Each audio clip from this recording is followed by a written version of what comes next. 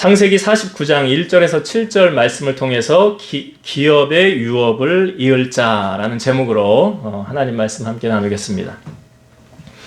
신이신 그분이 사람의 모양으로 우리 가운데 이 땅에 오신 분이 바로 예수 그리스도시죠. 예수님께서 이 땅에 오심이 허구가 아닌 사실이라는 것을 확증해 주는 것이 성경 말씀이지만 그 가운데서도 예수님의 족보를 보면 예수님이 확실히 사람으로 오셨구나라는 걸 우리에게 보여주고 있습니다. 우리나라에 이런 말이 있잖아요. 곰이 사람이 됐다. 알에서 태어났다. 이런 것들은 다 뭡니까? 신화잖아요. 신화. 사실이 아닌 허구라는 것입니다.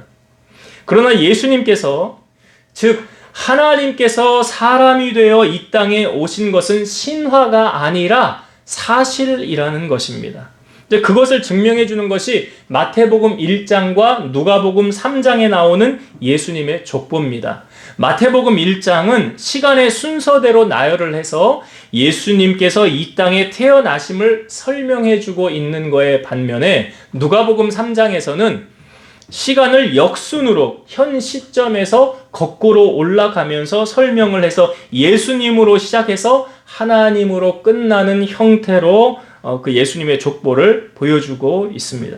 시간이 되시면 여러분 오늘 집에 가셔서 마태복음 1장, 누가복음 3장에 나오는 예수님의 족보를 꼭 읽어보시기 바랍니다. 근데 누가복음에는 여자들의 이름이 거론되어져 있지는 않은데요. 마태복음에는 여자분들의 이름이 거론되어져 있어요. 4명의 이름이 거론되어져 있습니다. 총 나타난 사람은 5명이에요. 그 사람들이 어떤 사람이냐? 사실은 이 예수님의 가문이 명문의 가문이라고 한다면 이 여자들의 이름을 거론해서는 안 되는 거예요. 왜냐? 이 여자들의 이름이 사실은 여기에 거론되어져서 그 족보의 위상이 올라가고 유명해지는 그런 이름들이 아니거든요. 가장 먼저 소개되어지는 여자는 다말이라는 여자예요. 다말이 왜 등장을 할까요? 다말은 사실은 유다의 며느리거든요. 유다의 며느리. 이 이야기는 이제 제가 다음 주에 유다에 대해서 좀 자세하게 좀 설명을 할 때 더 부연 설명을 해드리려고 그래요. 그러니까 유다는 아들이 셋이 있었는데 결혼을 시켰는데 첫째 아들 죽고 둘째 아들 죽었어요. 그러니까 며느리 보고 너 친정에 가 있으라고 그래요. 친정에. 그러니까 셋째 아들도 이렇게 주면은 아들 죽을까봐. 그래서 셋째 아들은 그냥 친정에 가 있으라고 그랬는데 어느 날 자기 시아버지가 그 아내를 잃고 이쪽으로 왔다는 거예요. 그래서 이 며느리가 분장을 하고 나와가지고 아버지하고 동침을 합니다. 그래서 임신을 해요. 쌍둥이. 베레스와 세라라는 쌍둥이를 임신을 하거든요. 그래서 이 쌍둥이 베레스, 원래는 둘째거든요. 베레스를 통해서 예수님의 족보를 이름을 올려야 되니까 그의 어머니의 이름인 다말이 여기 등장을 하는 거예요. 그러니까 예수님의 족보도 참 아이러니하죠. 이 시아버지가 며느리와의 관계를 통해서 태어난 베레스를 통해서 예수님의 족보가 올라오니까 이거는 참 이런 족보란 말이죠. 그러니까 사실은 다말이라는 이름은 거론하지 않으면 더 좋을 뻔한데 어쩔 수 없이 이제 등장을 한 거죠. 그런데 이 다말의 입장에서는 그 며느리의 억울함을 하나님이 풀어주셔서 그의 이름을 거론하게 해주시는 거예요. 또 두 번째 등장하는 여자 이름은 뭐냐면 라합이거든요. 라합은 언제 등장한 사람입니까? 그 이제 여호수아가 출애굽을 하고 약속의 땅에 들어갈 때 정탐꾼 2명을 보내잖아요. 그 정탐꾼 2명을 보냈을 때 숨겨준 사람이 라합이에요. 그러니까 라합의 직업은 뭐냐? 기생이었어요. 아니 이왕이면은 좀 사회적으로 지위와 명성이 있는 이런 사람의 이름을 거론하지 기생의 이름을 예수님의 족보에 올릴 이유는 또 뭡니까? 그런데 이 라합의 입장에서는 자기가 먹고 살려고 사회에서 세상에서 뭘 좀 하려다 보니까 이렇게 된 거지 자기가 세상에 악한 일을 찾아서 돈을 벌어야 되겠다 해서 된 게 아니에요. 그런 의도로 예수님이 이 라합의 이름을 거론한 것이 아니었다는 거죠. 생계를 이어가야 되는 그런 입장으로 일을 하다 보니 그렇게 되었다는 거예요. 그 다음에 등장한 사람이 누굽니까? 이방 사람인 룻이라는 여인이요. 룻은 나오미가 예루살렘에 흉년이 들어서 베들레헴에 흉년이 들어서 이제 모압 땅으로 가게 되죠. 근데 모압 땅에 와서 남편이 죽고 두 아들 장가시켰는데 애도 못 낳고 두 아들 다 죽어요. 그리고 나서 예루살렘에 이제 경제가 회복됐다는 소식을 듣고 다시 이제 올라가야 되겠다 하면서 며느리들 오르바와 룻인데 두 며느리들에게 말합니다. 이제 너희들 너희 집으로 돌아가라. 그때는 이제 수혼 제도가 있으니까 내가 결혼을 해서 아이를 낳아서 너희가 다시 장가갈 그런 일은 없지 않겠느냐. 그러니까 너희들 자유롭게 살아라 라고 말할 때 오르바는 입 맞추고 돌아갔지만 룻은 그 어머니에게 이렇게 말을 하죠. 나는 어머니를 절대로 떠나지 않을 것입니다. 그러면서 그가 하는 말이 어머니의 하나님이 나의 하나님입니다. 내가 죽는 일 외에 어머니를 떠나는 일이 있으면 하나님이 내게 벌을 내리실 것입니다. 그러니까 룻이 시어머니를 따라간 것은 하나님을 이제 섬기겠다는 그런 결단과 각오를 가지고 따라간 거죠. 그러니까 사실은 모압 여인인 룻도 예수님의 족보에 정통 유대인도 아니잖아요. 이름을 올려서는 안 되는 여인인데 이름이 올려져 있어요. 그리고 또 이름이 거론되어져 있지 않지만 여자인 것이 확실하게 알려지는 것이 우리아의 아내로 소개를 하고 있죠. 우리아의 아내 누굽니까? 밧세바인데요. 밧세바라는 이름으로 거론되어져 있지 않고 우리아의 아내로 기록되어져 있어요. 왜 그랬을까요? 이 과정을 여러분 아시나요? 다윗이 이 위에 올라가 있는데 목욕하는 여인이 눈에 들어왔죠? 뒷조사 시키죠? 누군가 알아봐라 했더니 자기 충신 우리아의 아내라는 거예요. 데려오라는 거예요. 그래서 데려와서 다윗이 동침을 하잖아요. 그러니까 임신을 하고 나서 이것을 다윗이 덮으려고 전쟁터에 나가 있는 우리아를 휴가를 줘서 너 집에 들어가서 좀 쉬고 와라 그랬는데 우리아가 자기 집으로 안 들어가죠. 우리가 지금 전쟁 중인데 제가 어떻게 집에 들어가서 편하게 쉴 수 있습니까? 하며 들어가질 않아요. 그러니까 다음날 다윗이 또 술을 먹여가지고 들여보내려고 했는데도 안 들어갔죠. 다윗이 말 안 들으니까 다윗이 편지를 써가지고 요압에게 편지를 줍니다. 군대 장관 요압에게 너 이 편지 전해줘라 해서 편지의 내용이 무엇이었습니까? 전쟁터 맨 앞에 우리아를 전진시키고 너희들은 뒤로 빠져라. 그래서 우리아가 전쟁하다가 거기서 죽게 된 거예요. 누가 죽였다고 성경은 말합니까? 다윗이 죽인 거잖아요. 다윗이 죽였어요. 그리고 우리아는 자기의 의지와 상관없이 다윗의 아내로 들어가게 된 거예요. 그러니까 우리아는 어느 날 갑자기 남편을 잃은 과부가 됐죠. 남의 아이를 안게 되었죠. 임신하게 되었죠. 이게 자기 의도와는 상관없는 거예요. 그 권력의 힘 앞에 그냥 복종된 거 아닙니까? 밧세바가. 그래서 이 다윗이 아내로 맞아들였는데 이 아이가 첫째로 태어났는데 애가 8일 만에 죽어요. 하나님이 치셔서 그 아이가 죽어요. 그런데 둘째 아들을 허락해 주셨는데 그 둘째 아들이 누구냐면 여러분이 잘 아시는 지혜의 왕인 솔로몬이에요. 그렇게 해서 이 족보가 또 이어지는 거예요. 그리고 마지막으로 여인의 이름 한 사람이 등장하잖아요. 예수님의 어머니인 마리아. 왜 마리아 이름은 등장을 합니까? 예수님의 어머니이기도 하지만 마리아는 남자의 씨를 받지 않은 처녀가 임신해서 아이를 낳았잖아요. 예수님은 마리아에게 성령이 잉태되어서 이 땅에 오게 하셨죠. 왜 그래야만 했습니까? 제가 이 부분은 자주 설명을 드렸죠. 죄가 있는 사람은 다른 사람의 죄를 대속할 수 있어요? 없어요? 없다고 그랬어요. 그러니까 다른 사람의 죄를 대속하기 위해서는 내가 죄가 없어야 돼. 그러니까 구약시대에 짐승을 가져가서 제사를 드리는 이유는 뭐냐면 이 짐승은 죄가 없는 거예요. 그러니까 짐승이 대신 손을 얹으면서 이 짐승이 대신 내 죄를 가지고 죽음으로 내 죄가 사함받는 원리거든요. 그러니까 예수님을 향하여 우리는 세례 요한이 말했잖아요. 세상 죄를 지고 가는 하나님의 어린 양이로다. 그러니까 예수님이 이 땅에 죄 없이 세상에 오셔야만 했기 때문에 성령으로 잉태되어 온 거예요. 만약에 아담의 씨를 받아서 오면 죄가 전이가 되어져서 예수님도 죄를 가지고 세상에 태어나게 되는 거예요. 그러면 다른 사람의 죄를 대속할 수가 없게 되는 거죠. 성경에 예수님이 죄가 없다는 것을 확실하게 우리에게 말씀해 주는 부분이 히브리서 4장 15절입니다. 우리에게 있는 대제사장은 예수님이잖아요. 우리의 연약함을 동정하지 못하실 리가 아니요 모든 일에 우리와 똑같이 시험을 받으신 이로되 죄는 없으시니라. 분명히 예수님은 죄가 없기 때문에 우리의 죄를 짊어지시고 십자가에서 우리 대신 생명을 내어주신 거죠. 그래서 우리는 예수님의 보혈로 대속함을 얻은 거예요. 그의 피로 말미암아 우리가 구원을 얻게 되었다는 거죠.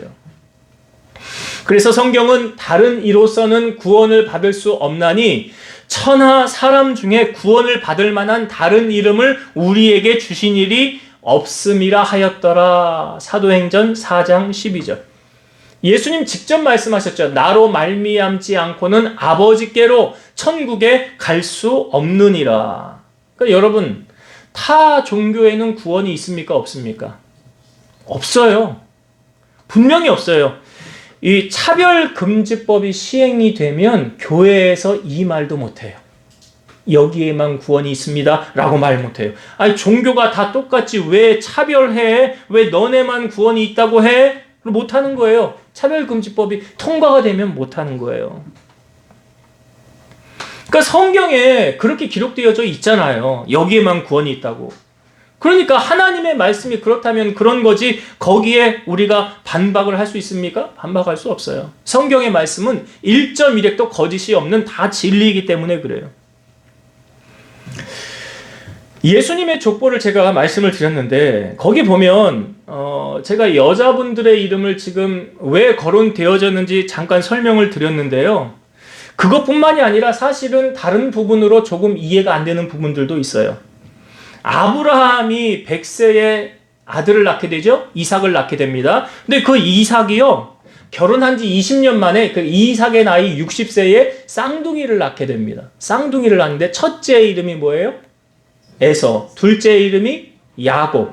그러면 이스라엘의 역사는 장자를 통해서 그 역사가 이어지거든요. 그러니까 장자를 통해서 족보가 흘러간다는 말이에요. 그러면 에서를 통해서 예수님의 족보가 형성되어져야 맞는 거잖아요. 그런데 에서가 아닌 야곱, 둘째인 야곱을 통해서 예수님의 족보가 이어져 내려가고 있다는 사실이죠. 왜? 에서가 아닌, 첫째 장남이 아닌 둘째인 야곱을 통해서 예수님의 족보가 이어졌을까? 자, 이 답이 로마서 9장 11에서 13절에 나옵니다. 그 자식들이, 그 야곱의 자식들이, 이삭의 자식들이 아직 나지도 아니하고 무슨 선이나 악을 행하지 아니한 때에 택하심을 따라 되는 하나님의 뜻이 행위로 말미암지 않고 오직 부르시는 이로 말미암아 서게 하려 하사 리브가에게 이르시되 큰 자가 어린 자를 섬기리라 하셨나니 기록된 바 내가 야곱은 사랑하고 에서는 미워하였다 하심과 같으니라. 그러니까 예수님의 족보에 내가 올라가고 싶다고 올라가고 올라가기 싫다고 내려가는 게 그런 법이 아니라 하나님의 뜻대로 되어진다라고 성경은 말하는 거예요. 여러분 구원도 그렇지 않습니까? 우리가 복음을 전해서 저 사람은 꼭 구원했으면 좋겠다라고 안간 힘을 써도 하나님이 그 사람의 마음의 문을 열어주지 아니하시면 그 사람은 구원받을 수 없어요. 왜? 하나님이 택한 사람이 아니기 때문에 그렇습니다. 그런데 하나님의 존재를 부인하고 그렇게 믿으려고 했어도 믿지 않던 그 사람이 어떤 한순간 하나님이 그를 택하셔서 그의 마음의 문을 여셔서 구원받게 하는 그 한순간에 꼬꾸라지는 것을 우리는 보게 되지 않습니까? 그 대표적인 사람이 바로 사도 바울이잖아요. 사도 바울이 다메섹에 그 예수 믿는 사람들 명단 가지고 가서 감옥에 쳐넣으려고 가다가 거기서 누구를 만나요? 예수님을 만나게 돼. 앞이 눈을 떴는데 앞이 안 보이는 거예요. 음성이 들리는 거예요. 누구십니까? 라고 하니까 나는 네가 박해하는 예수라 그래요. 그래서 그가 거기서 예수님을 만나고 아나니아라는 제자가 와서 이렇게 말하죠. 네가 오는 길에서 만났던 예수가 나를 보내어서 너로 하여금 기도하고 다시 눈을 뜨게 하신다. 그 예수님은 그 만난 거 확증한 거 아닙니까? 그리고 바울이 눈을 뜨게 되었고 즉시로 복음을 전하는 자로 그의 인생을 살아가게 되잖아요. 그러니까 예수님의 족보에 에서가 아닌 야곱의 이름이 쓰여진 것은 택하심을 따라 되는 하나님의 뜻이더라. 부르시는 이의 뜻대로 되어진다. 여러분들 여기 앉아서 예배드리고 있는 것 우연인 것 같습니까? 아니에요. 하나님이 불러주지 아니하시면 여기 절대로 앉아 예배드릴 수가 없어요.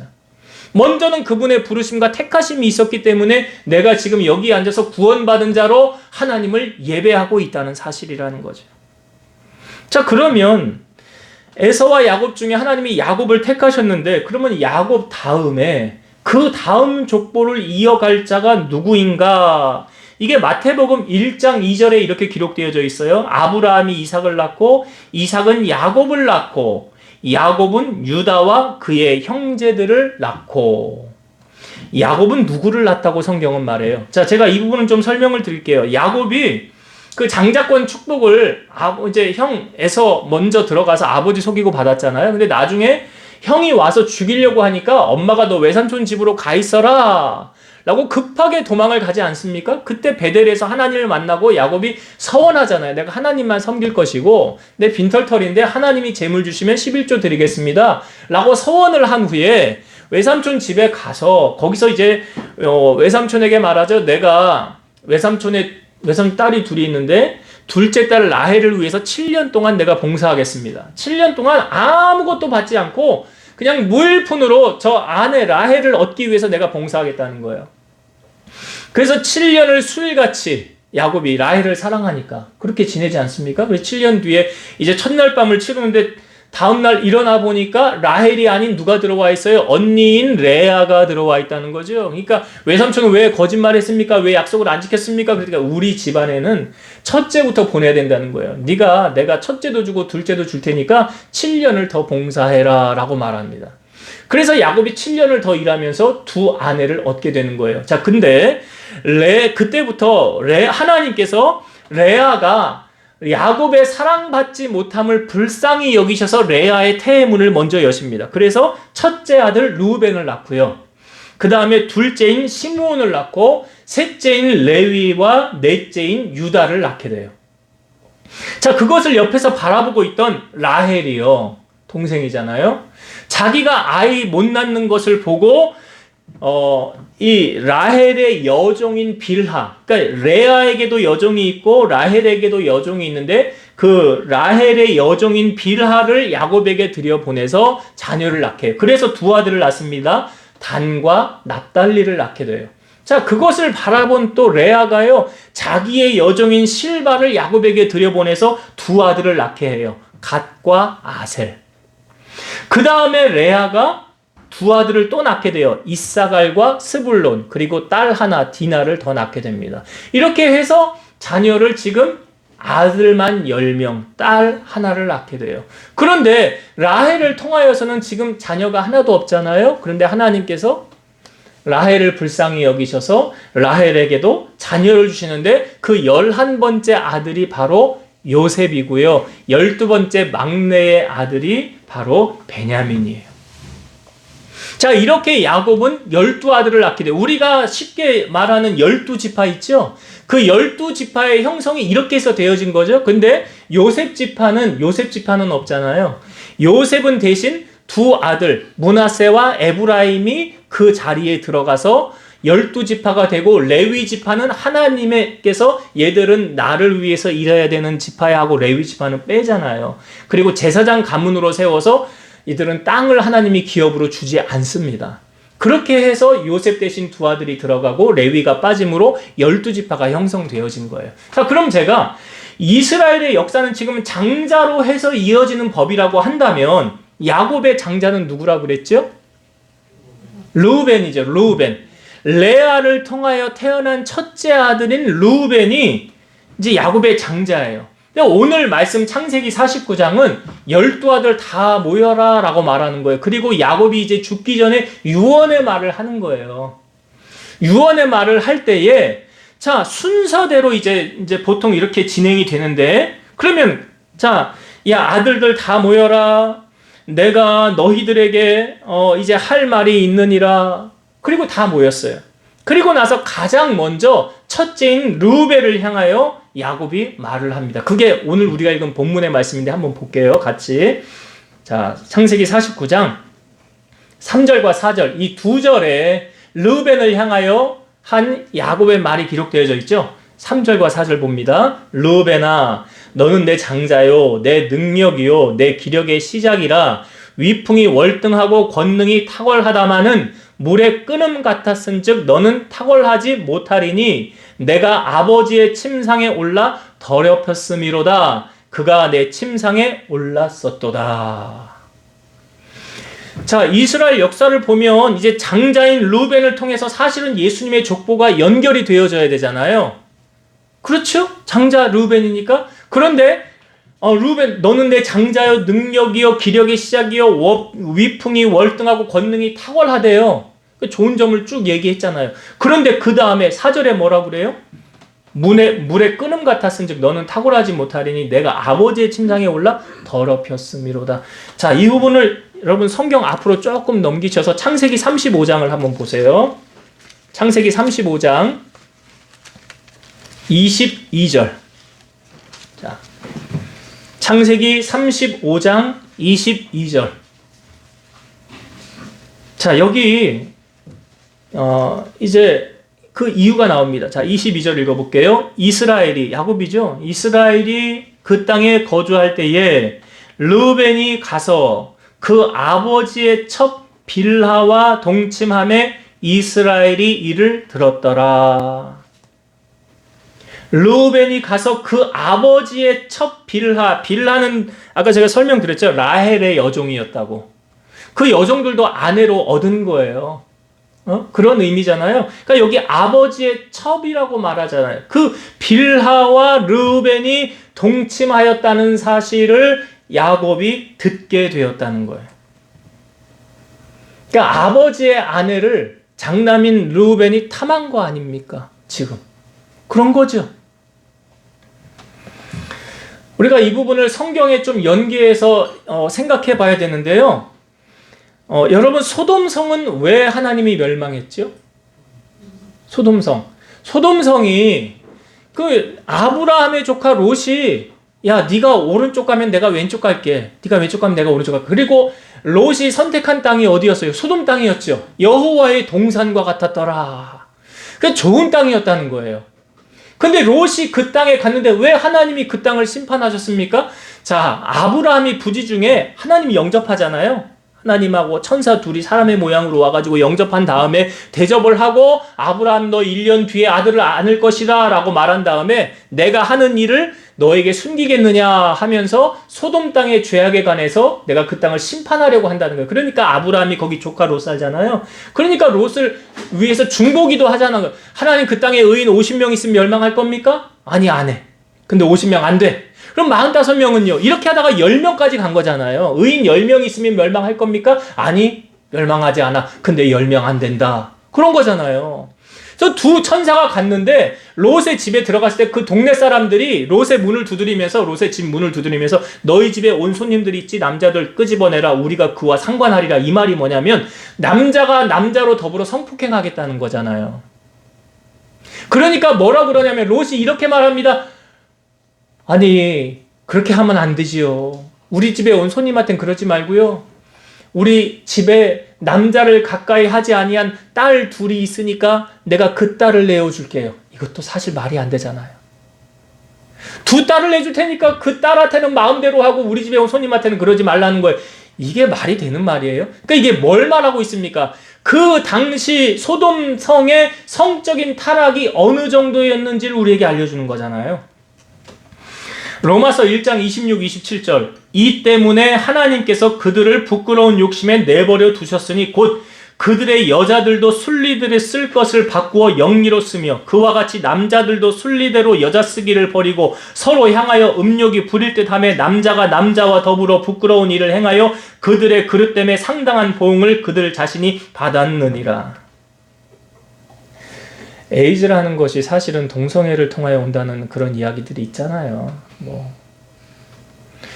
여러분, 우리가 왜 차별금지법을 막아야 되는지 아십니까? 이건 종교적으로도 제가 아까 말씀을 드렸지만 남자하고 남자하고 결혼하고 여자하고 여자하고 결혼하는 것을 합법적으로 인정한다는 것은 차별금지법이 통과되면 이거 인정되는 거예요. 그러면 여자하고 여자하고 결혼을 했는데 누가 아내고 누가 남편이에요? 자녀는 어떻게 낳고? 뭐 남자하고 남자하고 결혼하는 것도 똑같지요. 그러니까 그것을 합법화하겠다는 거예요. 우리 국민건강보험공단에서 그런 일이 있었잖아요. 남자하고 남자하고 동거하는데 뭐 그거 인정하는, 말도 안 되는 일이 일어나고 있다는 거예요. 그러니까 이거는 창조 질서를 혼란시키는 것뿐만이 아니라요. 이게 또 진화가 되면, 더 크게 되면 어떻게 되냐면 자기의 성을 자기가 결정하게 되고, 내가 남자로 태어났어요. 근데 나 오늘은 남자 하기 싫어. 나 오늘은 여자 할래. 그리고 나 내일은 또 남자 할래. 이거 자기가 자기 성을 그렇게 결정할 수 있다는 거예요. 그럼 남자가 나 오늘은 여잔데 하면서 여탕을 들어간다는 거예요. 여자 화장실 들어간다는 거예요. 그리고 내일부터는 나 다시 남자 할래. 이게 뭐 말도 안 되는 일. 그러니까 옛날에는 성별을 결정할 때 남자 아니면 여자잖아. 그런데 그거 말고도 여러 가지가 생길 수 있다는 거 아닙니까? 이게 심각한 일이라고요, 이게. 그런 것도 모르면서 차별금지법을 통과시켜야 된다고. 말도 안 되는 거잖아요. 하나님이 이스라엘 백성들을 향하여 너희는 이방 여인들과 통혼하지 말라 그랬어요. 모압, 암몬, 에돔, 시돈, 하여튼 이방 여인, 헷 여인들. 왜냐? 그들이 반드시 너희의 마음을 돌려서 그 우상을 따르게 할 것이니라. 솔로몬이 후궁이 700명이요 첩이 300명이었대요. 근데 그의 여인들이, 이방 여인들이 들어올 때 뭘 가지고 들어와요? 다 우상을 가지고 들어왔어요. 그래서 어떻게 됐어요? 열왕기상 11장 9절 솔로몬이 마음을 돌려 이스라엘의 하나님 여호와를 떠남으로 여호와께서 그에게 진노하시니라. 그 솔로몬의 마음을 떠나게 만든 장본인들이 누구예요? 그 이방 여인들. 그 이방 여인들. 그러니까 여러분 결혼할 때 이왕이면 믿는 자하고 결혼을 하는 게 좋아요. 예? 신앙생활 하기도 그렇고요. 물론 내가 저 불구덩이에 들어가서 저 집안 다 구원하리라 그런 순교적인 각오를 가지고 그런 구원해야 되겠다는 마음을 가지고 결혼하는 거는 그거는 그 목적이 있지만 그런 거 아니라고 한다면 성적인 타락 뒤에 반드시 따라오는 게 뭐예요? 우상을 따르게 되잖아요. 우상을 섬기게 되지 않습니까? 말세에 나타나는 현상이 있잖아요. 사람들이 자기를 사랑하고 돈을 사랑하고 여기 디모데후서 3장 4절에서 5절 배신하며 조급하며 자만하며 쾌락을 사랑하기를 하나님 사랑하는 것보다 더하며 경건의 모양은 있으나 경건의 능력은 부인하니 이 같은 자들에게서 네가 돌아서라. 하나님 우리에게 이렇게 말씀하시잖아요. 내가 거룩하니 너희도 거룩하라. 내가 거룩하니 너희도. 그럼 우리가 어떻게 거룩해질 수 있어요? 디모데전서 4장 5절 하나님의 말씀과 기도로 거룩하여 지미니라. 어떻게 거룩해져요? 말씀과 기도로. 여러분 거룩한 삶은요 세상을 거슬러 살아가는 거예요. 잘 아시겠지만 세상을 사랑하면 하나님과는 어떻게 돼요? 멀어지죠. 이게 반비례로 가는 거 아시죠? 요한일서 2장 15, 16절 이 세상이나 세상에 있는 것들을 사랑하지 말라. 누구든지 세상을 사랑하면 아버지의 사랑이 그 안에 있지 아니하니 이는 세상에 있는 모든 것이 육신의 정욕과 안목의 정욕과 이생의 자랑이니 다 아버지께로부터 온 것이 아니요 세상으로부터 온 것이라. 그러니까 세상 사랑하면 육신의 정욕, 안목의 정욕, 이생의 자랑 이건 다 하나님께로부터 온 게 아니에요. 이것을 쫓아가면 하나님과는 멀어지게 돼 있어요. 하나님께서는 이 믿음의 장자인 르우벤을 통하여 하나님의 족보를 이어가고 싶으셨겠죠. 그런데 오늘 르우벤을 보니까 자격이 돼요, 안 돼요? 자격이 돼요, 안 돼요? 안 되잖아요.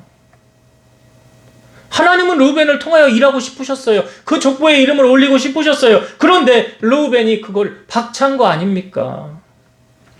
여러분, 하나님의 손에 쓰임받고 싶습니까?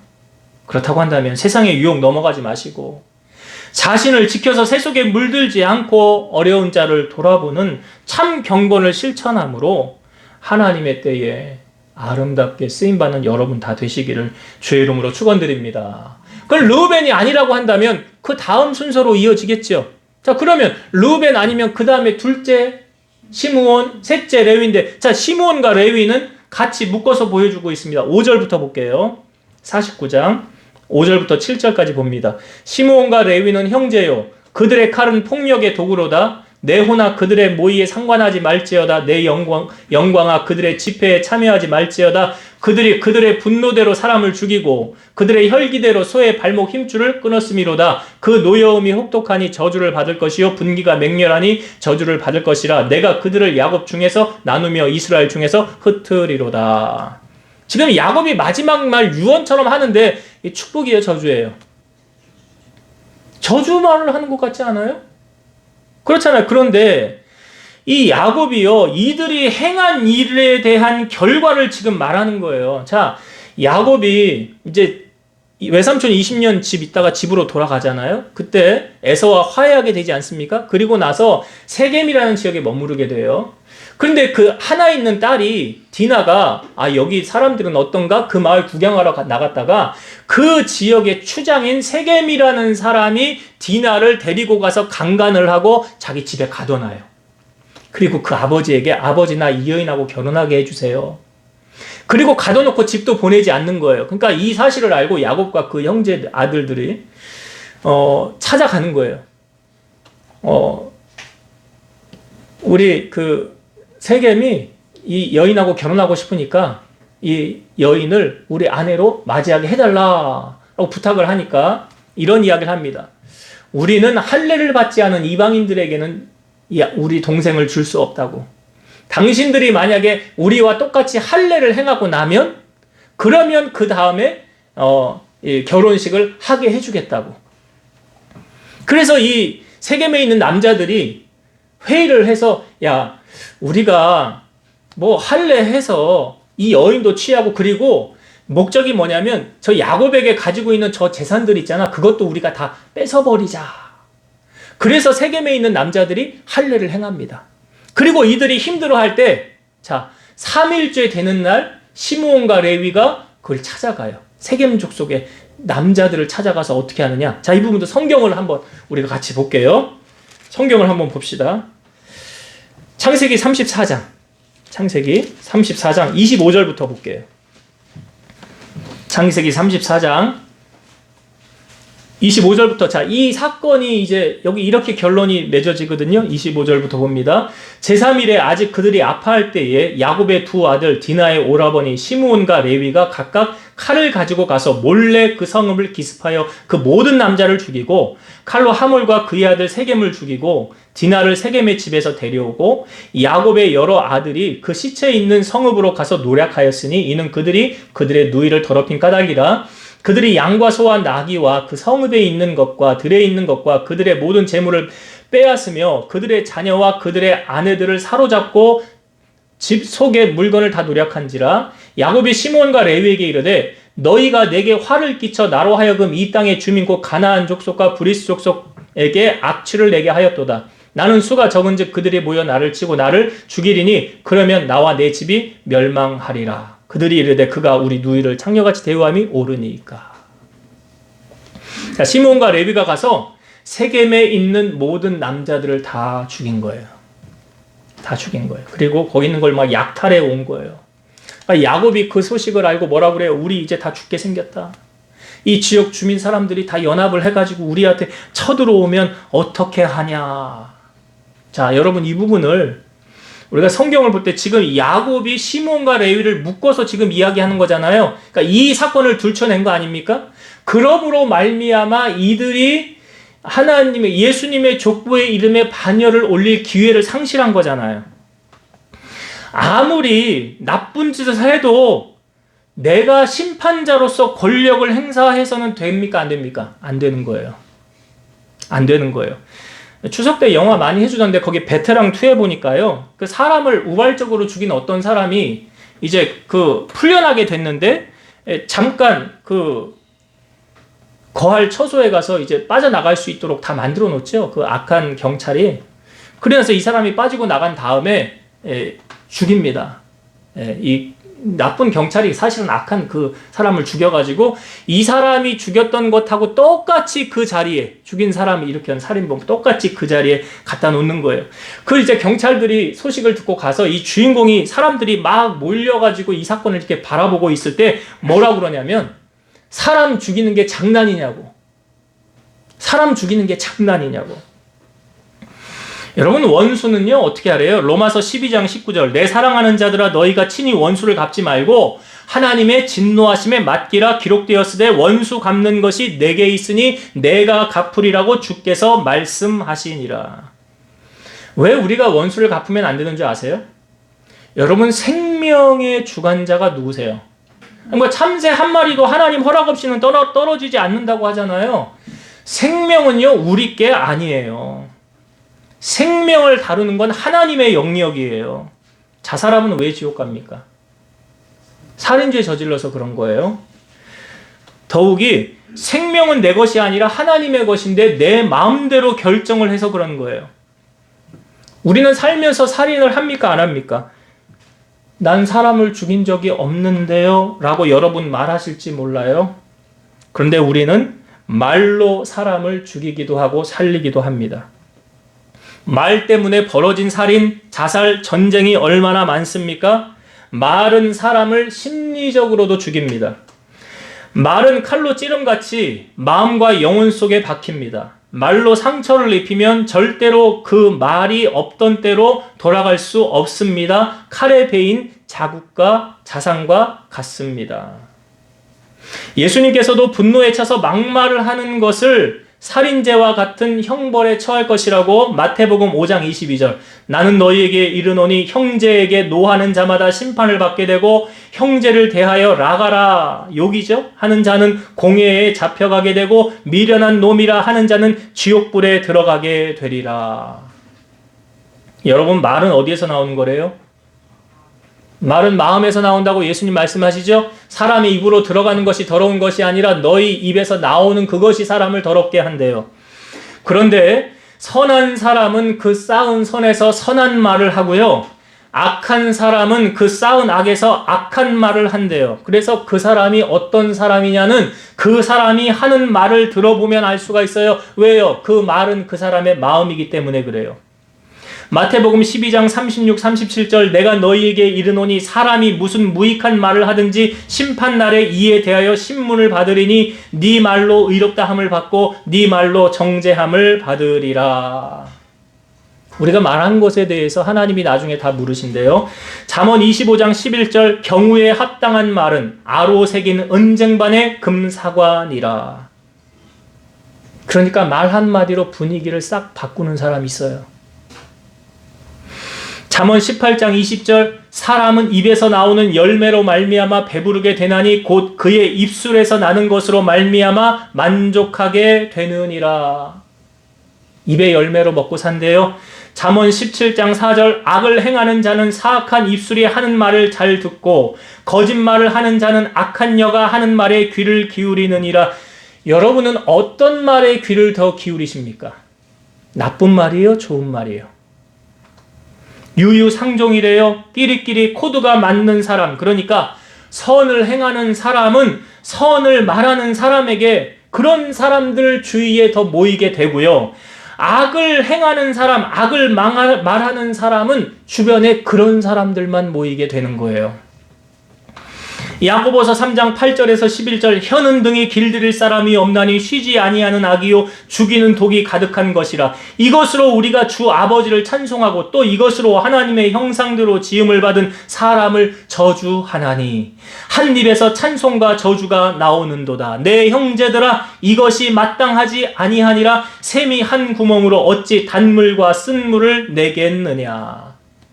이 결정적인 사건이요, 출애굽한 이스라엘 백성 약속의 땅 들어가기 전에 12정탐꾼 먼저 파송하잖아요. 그래서 40일을 그 땅을 보고 돌아오지 않습니까? 그래서 12명 가운데 10명은 뭐라고 하냐면 그 땅을 악평합니다.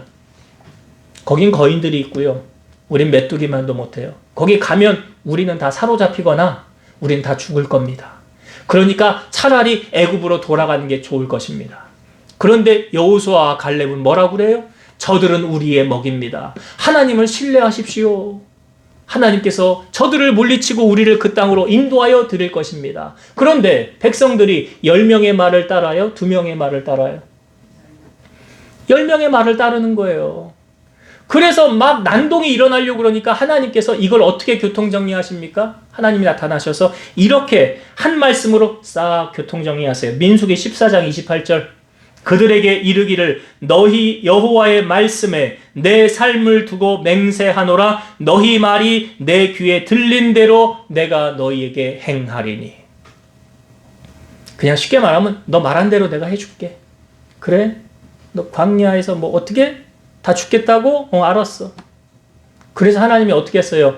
그 40일을 하루를 1년으로 환산했죠? 그래서 40일 광야를 돌게 만든 거 아닙니까? 40년 광야 생활 하다가 그 당시에 20세 이상으로 나이 먹은 사람 약속의 땅에 한 명도 못 들어갔어요. 들어간 사람 2명 있죠. 누구예요? 여호수아와 갈렙. 그들은 하나님을 신뢰하고 하나님이 기뻐하는 말을 했잖아요. 하나님도 평가하기를 저들은 나를 온전히 따랐은즉 내가 그들을 그 땅으로 인도하여 드리리라. 그러니까 내 입의 열매로 내가 받는 거예요. 내가 말한 대로 받는 거예요. 하나님이 그렇게 싹 교통정리하니까 할 말이 없잖아요. 악평을 하고 그랬던 사람들 다 광야에서 죽게 되었더라. 그러니까 여러분 오늘 시므온과 레위가요. 왜 예수님의 족보에 오르지 못했습니까? 직접적인 이들은 살인을 했지만 우리는 말로 살인을 할 수가 있어요. 그렇잖아요. 반대로요. 말로 상급을 쌓을 수도 있어요. 그럼 뭐 말 한마디로 천냥빚 갚는다면서요. 사람은 입의 열매로 복록을 누린다면서요. 그래서 여러분 기억하세요. 내가 하는 말을 가장 먼저 듣는 사람은 누구라고 그랬어요? 나라고요. 내가 하는 말을 가장 먼저 듣는 사람 누구예요? 나예요, 나. 내가 가장 먼저 들어요. 그 다음에 누가 들어요? 하나님이 들으시겠죠. 그러니까 여러분, 내가 뱉는 말이 뭐가 된다? 씨앗이 되는 거예요. 그거 심겨지는 거예요. 그래서 그 사람의 10년 뒤 인생 궁금하지요? 그가 지금 무슨 말 하는가 잘 들어보세요. 그리고 녹음을 하세요. 그리고 10년 뒤에 들어보세요. 내가 말한 대로 됐네. 왜요? 그거 진리잖아. 하나님이 뭐라고 그랬어요? 내가 맹세하기를 네가 말한 대로 해줄게 그랬잖아요. 그래서 여러분 오늘 우리가 직접적인 살인이 아닌 간접적인 살인, 지금 시므온과 레위가 왜 예수님 족보에 못 올라왔는지 그 이유를 제가 설명드리는 거예요. 그래서 예수님의 족보에 오르기 위해서 이런 것 잘해야 되겠구나. 이제 말씀을 정리하고 마치겠습니다. 예수님의 족보에 이제 야곱이 오늘 말씀해 보니까 르우벤 안 됐어요. 왜 안 됐습니까? 아버지의 침상을 범하였더라. 여러분 말세가 될수록 지금 더 그런 것 같아요. 매스컴이나 이런 세상 돌아가는 걸 보면 성적인 타락이 소돔성 못지 않을 정도로 그런 성적인 타락. 그러니까 우리가 순결하게 믿음을 지키며 살아가는 이 세대를 하나님이 그런 사람을 찾고 계시겠죠. 그러니까 그것에 유혹되지 마시고 아까 디모데 후서 말씀에 쾌락을 사랑하기를 하나님 사랑하는 것보다 더하대잖아요. 그러니까 왜 마약을 합니까? 왜 그런 악한 것을 합니까? 그런 것을 쫓아 살아가다 보니까 그렇게 되는 거 아니에요. 그러니까 우린 그런 것을 따라 살아가는 르우벤이 그런 거예요. 사실은 그렇게 됨으로 하나님의 족보를 이어가지 못한 거 아닙니까? 세상에서 구별된 자로 여러분 살아가길 바라고요. 시므온과 레위를 통하여서는 우리에게 뭘 보여주고 있습니까? 살인은 안 돼요. 원수도 내가 갚으면 안 되는 거. 아무리 악하다 할지라도 하나님께 기도하고 하나님이 갚게 하셔야 되는 거예요. 그리고 우리의 입술이 사람을 죽일 수도 있고 살릴 수도 있다는 사실.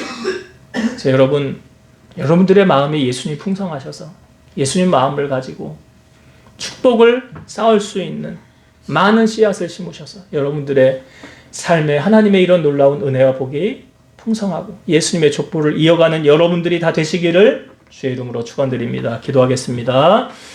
지금도 살아서 역사하신 하나님 감사합니다. 예수님께서 이 땅에 오심은 예수님의 족보를 통하여 우리에게 분명히 알려지는 사실입니다. 그런데 오늘 야곱의 마지막 유언을 보면서 르우벤과 시몬과 레위는 예수님의 족보에 먼저 오를 수 있는 순번이 있었지만 그 족보에 오르지 못한 이유는 이들이 이러한 하나님 앞에 악을 행함으로 말미암아 하나님의 축복을 상실하게 되는 것을 보여주었습니다. 우리 사랑하는 성도들, 말씀을 가까이 하고 그 말씀을 순종하고 지키고 주님이 기뻐하시는 뜻을 행함으로 말미암아 예수님의 족보에 다 이름을 올리고 하나님의 축복을 누리고 살아가는 우리 성도들 되게 하여 주옵소서. 예수님의 이름으로 기도드리옵나이다. 아멘.